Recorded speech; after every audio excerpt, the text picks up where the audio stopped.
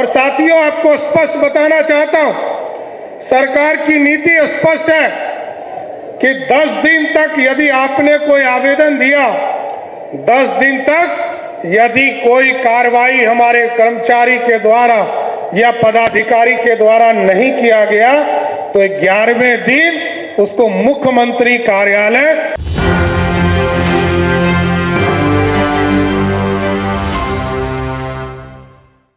और साथियों, आपको स्पष्ट बताना चाहता हूं, सरकार की नीति स्पष्ट है कि 10 दिन तक यदि आपने कोई आवेदन दिया, 10 दिन तक यदि कोई कार्रवाई हमारे कर्मचारी के द्वारा या पदाधिकारी के द्वारा नहीं किया गया तो 11वें दिन उसको मुख्यमंत्री कार्यालय स्वयं नोटिस देने का काम करता है। और दूसरा, यदि 20 दिन में वो कार्रवाई नहीं करते, आदेश जारी नहीं करते, तो मुख्यमंत्री कार्यालय से दूसरा नोटिस 21वें दिन उनको प्राप्त हो जाता है। और तीसरी बार जो अंतिम सूचना उनको दी जाती है, 25 दिन पूरा होने पर यदि हमारे पदाधिकारी कर्मचारी काम नहीं कर रहे तो उनको तीसरा नोटिस 26वें दिन प्राप्त हो जाता है।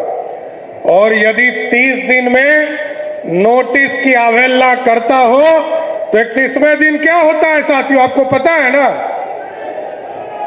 पता है, वो स्वतः निलंबित हो जाता है, किसी का कार्रवाई करने की जरूरत नहीं है। उसको मुख्यमंत्री कार्यालय किसी भी विभाग का हो, उसको स्वतः निलंबित करने की प्रक्रिया की गई है।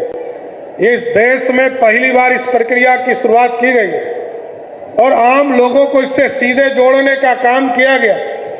महीने के पहले मंगलवार को और तीसरे मंगलवार को इस कार्यक्रम को हम चलाते हैं और आपके सुविधा आपके घर में मिल सके इसकी चिंता करने का काम किया जा रहा है। इसके साथ साथ हम लोगों को जो मौका आदरणीय प्रधानमंत्री आदरणीय नरेंद्र मोदी जी ने विकसित भारत का सपना देखा है और हमारे नेता और जनता दल यूनाइटेड के नेता और तत्कालीन पूर्व मुख्यमंत्री आदरणीय नीतीश कुमार जी ने जो बिहार को समृद्ध होने का सपना देखा है, उस सपने को ही सम्राट चौधरी की सरकार आगे ले जाने का काम करेगा। इसलिए मैं जरूर आश्वस्त करता हूं, आपको चिंता होती थी कि हमारे बच्चे कैसे पढ़ेंगे। हमने कहा सभी प्रखंडों में एक मॉडल स्कूल बनाओ और उस मॉडल स्कूल को ऐसी स्थापना करो कि जो सरकारी पदाधिकारी और जो नेता लोगों के बच्चे बाहर पढ़ते हैं उनको पैरवी कराना पड़े कि हमको मॉडल स्कूल में पढ़ना है। ऐसी व्यवस्था बिहार में स्थापित करना है, क्योंकि शिक्षा ये ज्ञान अर्जन करने का एक रास्ता है साथियों, जिससे आप आसानी से मुख्य धारा में आ सकते हैं। और आप जो समृद्धि का रास्ता है वो ज्ञान अर्जन करने का ही रास्ता है, दूसरा कोई रास्ता नहीं। क्योंकि दूसरा रास्ता जो लोग पकड़ते हैं उसको या तो शेखपुरा के जेल में जाना पड़ेगा, मुंगेर के जेल में जाना पड़ेगा और नहीं तो बेऊर में रहना पड़ेगा, दूसरा कोई रास्ता नहीं है।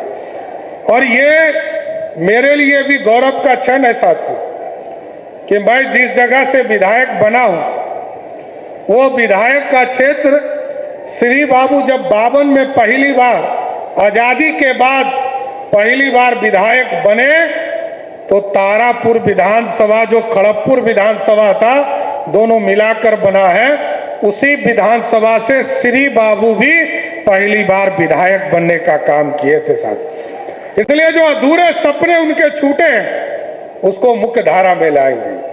नीतीश कुमार जी ने लंबे समय तक काम किया क्योंकि श्री बाबू के बाद पहले मुख्यमंत्री नीतीश कुमार जिन्होंने उनके रास्ते को आगे बढ़ाया। लगातार गांव